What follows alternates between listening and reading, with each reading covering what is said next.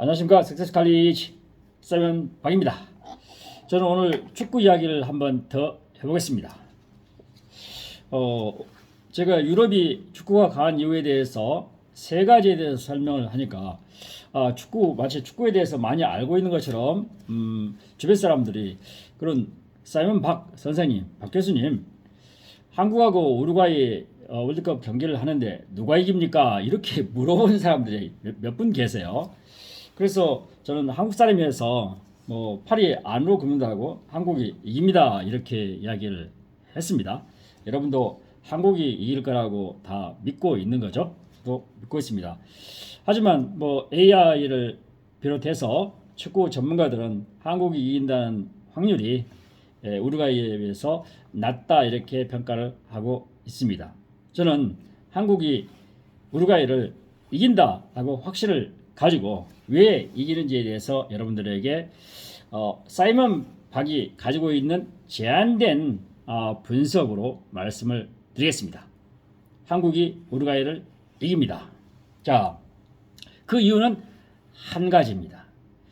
여러분, 남아공화국 월드컵 때 한국하고 우루과이하고 16강에서 대결한 적이 있었습니다. 그때 한국이 역대 원정 경기 2002년 한국 2002년이죠. 월드컵 경기를 제외하고 원정 경기에서 원정 가서 외국에서 16강에 처음으로 들었던 시기였습니다. 그때 최고 선수들이 모여 있었죠. 그때 한국이 아쉽게도 16강에서 떨어졌습니다. 그 16강을 우리를 떨어뜨리고 올라간 국가가 우루과이입니다. 그때 우루과이에서 우루과이가 한국을 2대1로 이겼는데 그때 두 골을 모두 넣었던 사람이 수아레스입니다. 루이스 수아레스. 이 사람이에요. 흑백이라 잘 보이나요? 루이스 수아레스. 그 밑에는 수아레스하고 거기에 축구 신하고 있는 어제 져가지고 지금 프리주고에 있는 메시가 있습니다. 메시하고 수아레스가 바르셀로나에서 오랫동안 같이 활동을 했었죠. 그런데 이 수아레스 때문에 우리가 이길 수 있다 이렇게 생각합니다. 수아레스는 우루과이의 축구의 영웅이고 우루과이가 탄생시킨 최고 축구 스타입니다.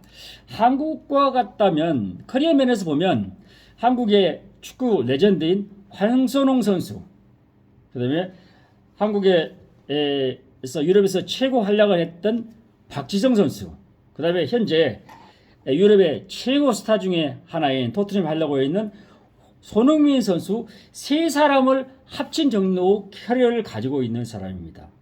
그러니까 황선홍 선수도 레전드고 박지성도 레전드, 손흥민은 EPL에서 득점왕까지 닿는 선수인데 이 세 사람의 경력을 합쳐도 수아레스에 다다르지 못할 정도 세계적인 슈퍼스타였습니다.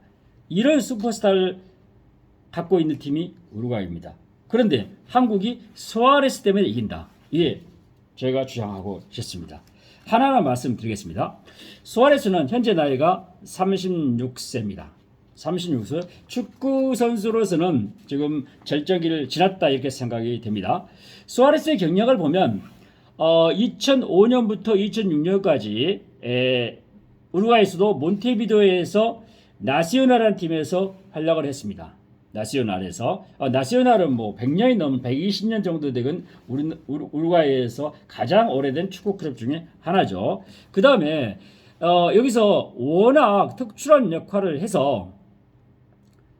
했기 때문에 네덜란드 팀에서 가서 네덜란드에서 아약스를 비롯해서 몇 년 정도 했습니까? 한 5년 정도 활약을 했습니다. 2010년까지 활약을 했었죠. 그때 남아공화국 때 한국과 준결 16강 했을 때 그때 수아레스가 아약스의 주 공격수입니다. 최고 전성기였어요. 그때 아약스 때 수아레스가 2007년에서 2011년까지 활약했는데 110경기에 나와서 81골을 넣었으니까요. 한 게임당 0.73골. 그러니까 3경기 나오면 2골을 넣는 완전 세계적인 골게임이었습니다. 그래서 이때 아약스 때 활약을 기반으로 같은 팀이 리버풀입니다. 리버풀로 가서도 2011년부터 2014년까지 수아레스는 110경기에 나와서 69골. 그러니까 게임당 0.63골. 그러니까 공격수로서 많은 골을 넣은 거죠. 그래서 리버풀에서 세계적인 명문인 스페인 바르셀로나 팀으로 이적을 했습니다. 바르셀로나 이적해서 2014년부터 2022년까지 활약을 했습니다. 이때 지금 축구 황제라고 했은 메시와 같이 역할을 했죠. 메시가 그렇게 축구를 잘했던 것은 아마도 수아레스 같은 터프한 기술을 갖고 있는 이런 선수가 있어서 메시가 활동폭이 넓지 않나 그렇게 저는 해석을 합니다. 저는 개인적으로 수아레스 전성기 때하고 메시 전성기 때 누가 잘하냐 하면 수아레스가 잘 잘한다고 저는 그쪽에서 점수를 주고 싶습니다. 그래서 2020년까지 거기서 활동을 했었죠. 이때 바르셀로나 때 191경기에 나와서 147골 넣었으니까 게임당 0.77골. 어마어마한 득점을 과시했습니다. 그런데 마지막에 2019년, 20년 이때는 조금 사양길에 뜬다고 해서 바르셀로나 계약을 하지 않아서 수아레스가 쓸쓸하게 마드리드에 있는 마드리드 아틀레티코에 이적을 했습니다. 이적을 해서 거기서 2년 동안 활동을 했어요. 이때 수아레스는 죽지 않았다 하고 자기 능력을 보여줘서 아틀레티코 마드리드시 리그 우승까지 만드는 주역이었습니다. 이때 수아레스도 활동을 했죠. 아틀레티코 마드리드에서 67경기에 나와서 32골, 그러니까 0.48골 정도로 좀 득점이 떨어졌죠. 그러니까 바르셀로나 있을 때 게임당 0.77골을 넣고 아틀란티코에 있을 때 0.48골을 넣습니다. 그러니까 조금 득점이 떨어지고 있는 것 같습니다. 중요한 것은 2022년에 수아레스는 자기가 10대 때 활동했던 자기 고향인 몬테비데오의 소속팀인 나시오날로 금이 환영했습니다. 금이 환영했어요. 그래서 현재까지 그 팀에서 나시오날 팀에서 우루과이 팀에서 리그에서 14경기에 나와서 8골. 꽁으로 봐서는 준수한 골을 넣은 것 같아요. 게임당 0.57골이면 뭐 공격수로서는 대단한 수준인데, 그런데 여기서 한번 다른 시각에 볼 관점이 있습니다. 스페인 리그, 영국 프리미어리그가 아닌 우루과이야 프리메라 디비전, 이 우루과이 팀이 16팀이 있는데 이 팀이 유럽의 스페인 리그, 이탈리아 리그, 독일 리그나 또는 영국의 프리미어리그 같은 그런 강팀이 뭐 있냐? 그렇지도 않습니다. 그럼에도 불구하고 현재 수아레스는 게임당 0.57골 정도뿐이 넣고 있지 않다. 이렇게 분석이 가능합니다. 그러면 수아레스는 이미 전성기를 지나서 이번 월드컵에서는 그렇게 내노라는 활동을 하지 못할 거라고 예측을 하고 있습니다. 하지만 수아레스는 지난 거의 20년 동안 우루과이 대표팀에서 중추적인 역할, 상징적인 인물이기 때문에 우루과이 대표 감독이 수아레스를 빼고 젊은 선수, 유명한 선수, 지금 폼이 좋은 선수를 기용할 건가? 그렇지 않을 거라고 봅니다. 만약에 수아레스를 기용하지 않고 게임을 졌다 그러면 감독이 모든 책임을 져야 하기 때문에 어떻게 하든지 수아레스는 전반 후반을 다 뛸 거라고 예측이 가능합니다. 이것은 한국의 크나큰 이점이다. 이렇게 사이먼 박은 분석해 봅니다.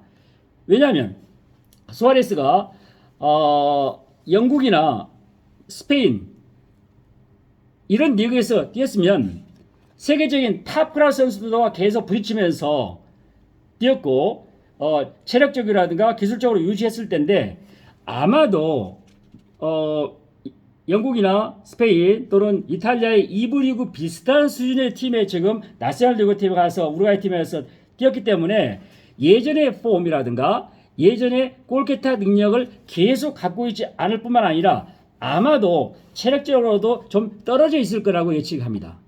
이런 차원에서 한국이 현재 스쿼드를 보면 유로파, 뭐 중동에서 활동하는 분들 선수, 그다음에 우리 한 선수는 중국에서 활동했죠. 이런 선수 세계 도처에서 활동하는 한국의 선수와 지금 어느 정도 자리를 잡고 있는 K리그에서 실력을 닦았던 선수들이 하나 모아서 벤투 감독이 전략적으로 잘 접근한다면 한국이 우루과이를 이길 거라고 저는 생각합니다. 이것은 사이먼 박의 축구 비전문가로서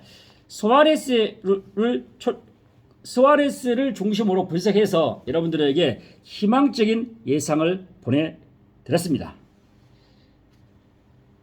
여러분, 한국이 우루과이를 이긴다는 저는 확신을 가지고 여러분들에게 본 유튜브를 만들어 드렸습니다. 그러면 몇 대 몇으로 이기겠습니까? 이 부분은 축구 경기가 끝나고 여러분들이 확인하십시오. 여러분, 파이팅입니다. 월드컵 파이팅입니다. 대한민국 파이팅입니다. 감사합니다.